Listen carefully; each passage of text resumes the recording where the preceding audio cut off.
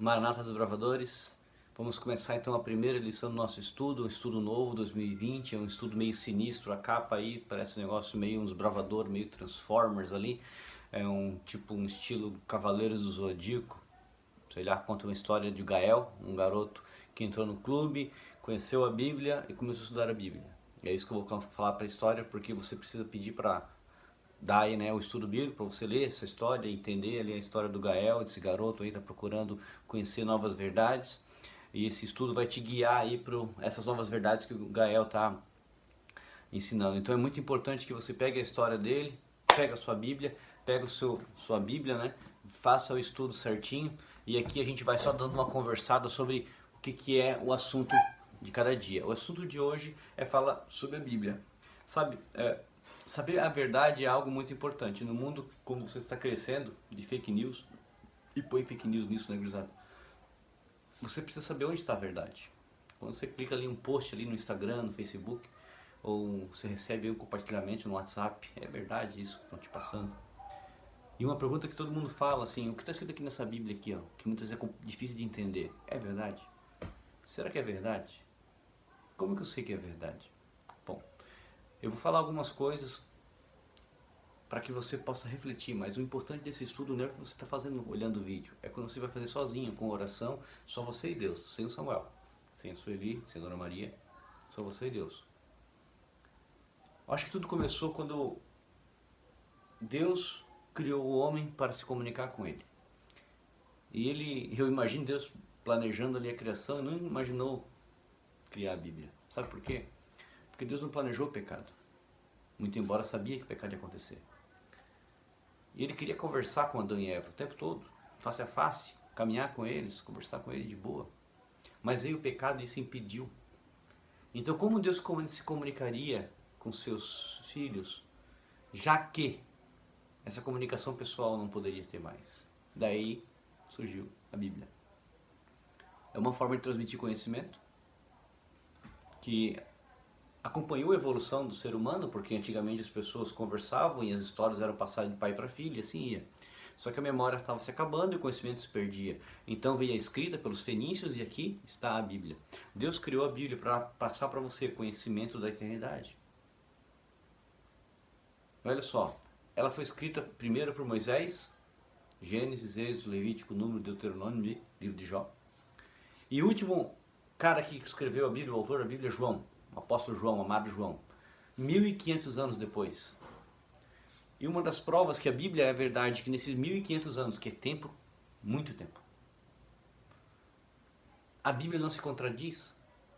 Tudo aquilo que ela fala em Gênesis, ela comprova em Apocalipse. Tudo aquilo que ela reprova em Gênesis, ela reprova em Apocalipse. Ela não fala assim, agora pode isso, agora não pode aquilo. Agora vamos guardar o sábado, agora vamos guardar o domingo. Não, a Bíblia fala uma coisa só. E no período de 1500 anos, garantir que essa verdade seja a mesma, cara, não foi ser humano. É Deus. Porque apesar dos seres humanos terem sido usados como instrumentos para escrever a Bíblia, Deus estava coordenando e gerenciando tudo. Então a Bíblia é a palavra de Deus. Tem uma frase que o presidente fala muito, né? E conhecereis a verdade, e a verdade vos libertará. Jesus mesmo diz, examinar as Escrituras, porque é lá que tem uma palavra que testificam de mim. Então a Bíblia é a verdade, não só porque eu estou dizendo, mas porque a primeira ela não se contradiz. Segundo, tudo aquilo que ela profetiza se cumpriu no passado. Olha as profecias de Daniel, a gente pode chegar lá um dia desse, estudar.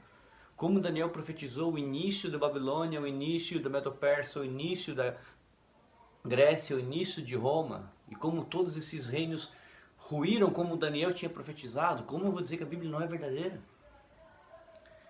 Então ela é a palavra de Deus, ela é dividida em dois volumes, né? O Antigo Testamento e o Novo Testamento, e quem faz aí o marco que divide é a vida de Jesus, né?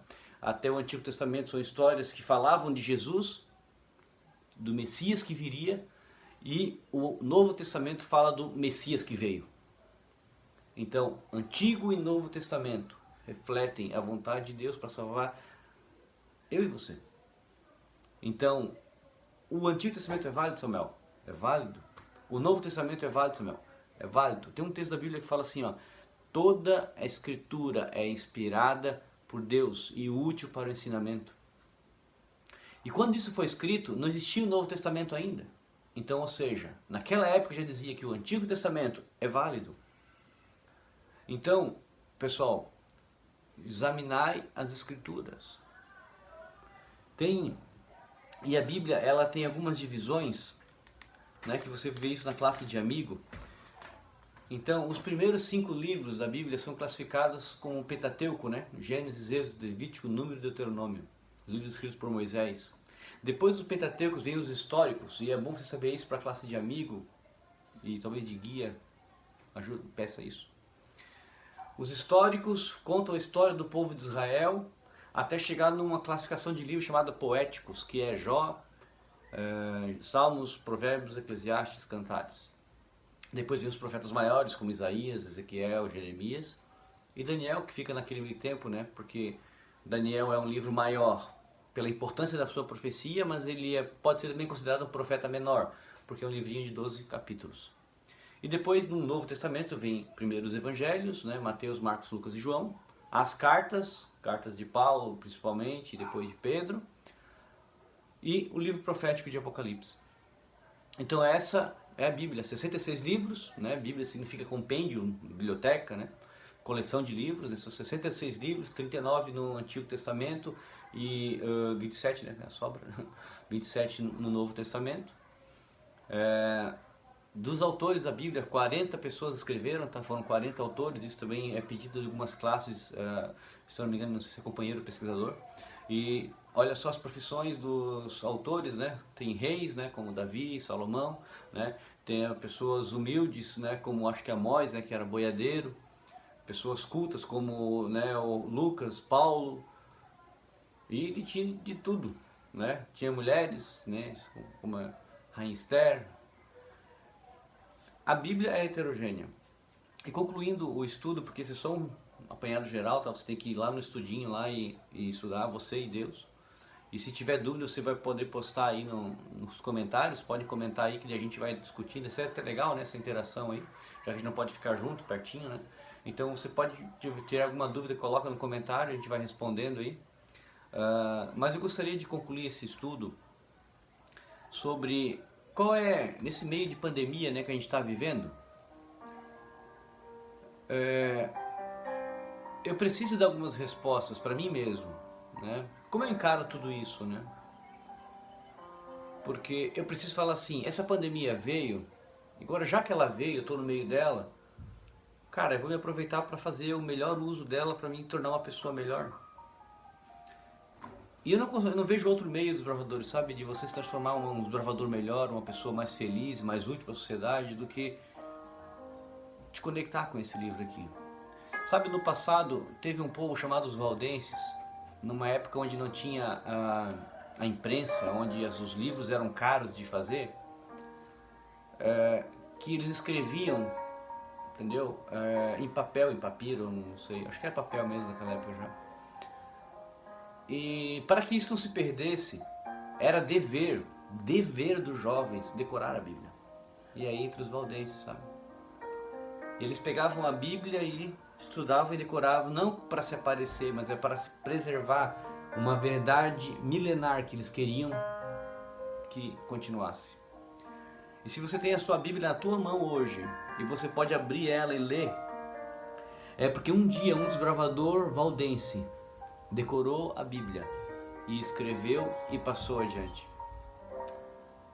Sabe, eles enfrentavam o frio dos Alpes suíços para se esconder numa época que a Bíblia era proibida. Mas o sonho deles era compartilhar essa verdade com você. E se você tem a Bíblia contigo, agradeça a esses valdenses. Mas agora, o que você vai fazer com a Bíblia em tuas mãos? Como teu amigo, eu vou te convidar, leia a Bíblia. Mas não leia como você lê um gibi. Leia com o coração. Porque aqui, sabe, estão as palavras de um Deus que pagou um preço tão alto para você ter uma única certeza hoje. O teu sofrimento a tua dúvida, o teu medo são temporários. A Bíblia é a maior certeza disso, porque a maior de todas as promessas da Bíblia é que Jesus Cristo vai voltar. E desbravador, nesse meio da pandemia, dobre os seus joelhos e clame a Deus. Não existe poder maior do que um adolescente de joelhos clamando a Deus. Toda vez que eu estava aí no teu lugar como um adolescente, eu me ajoelhava, eu lembrava dessa frase. Não existe poder maior do que um adolescente de joelhos clamando a Deus. Então coloque teu joelho agora, clame a Deus, ame essa Bíblia, defenda essa Bíblia, compartilhe essa verdade. Não pense que isso aqui é uma fake news. Você pode compartilhar, porque aqui está a verdade de Deus. Que Deus te abençoe, desbravador. No próximo estudo iremos falar sobre criação. E que Deus te abençoe. Um forte abraço. Maranata.